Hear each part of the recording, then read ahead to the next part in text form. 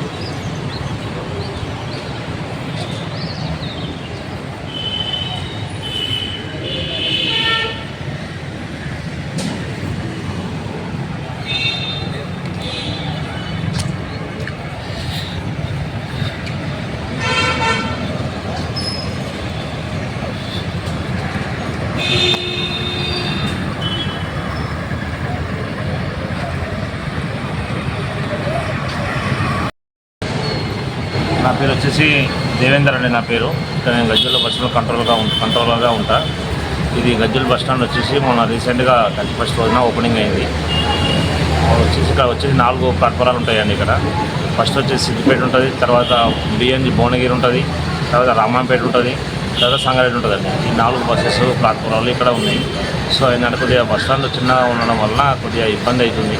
So ఇక తప్పదు కాబట్టి అడ్జస్ట్మెంట్ చేసుకోవాలి కాబట్టి చేసుకుంటున్నాం. బోర్డులు అవి లేవు కదా, అవన్నీ మొన్న రీసెంట్గానే ఓపెనింగ్ అయింది కదా సార్. అన్నీ డిఎం గారికి ఇట్లా అవన్నీ బోర్డు గిట్లా ఫిల్ చేస్తారు. టోటల్ 1 వీక్ 10 డేస్ లోపు మొత్తం టోటల్ కంప్లీట్ అవుతుంది. వసతులు ప్రయాణికులకు ఏమేమి వసతులు? ప్రయాణికులకు టాయిలెట్స్ అన్నీ ఓపెనింగ్ అయినాయి సార్, అన్నీ ఉన్నాయి. ప్రయాణికులకు ఎలాంటి ఇబ్బంది లేకుండా మేము ఆర్టీసీ తరఫున ఖచ్చితంగా మేము ప్రొవైడ్ చేస్తాం సార్. మీ పేరు మళ్ళీ ఒకసారి చెప్పండి. నా పేరు దేవేందర్ అండి. డిజిగ్నేషన్ కంట్రోలర్గా ఉంటాయి, కంట్రోలర్.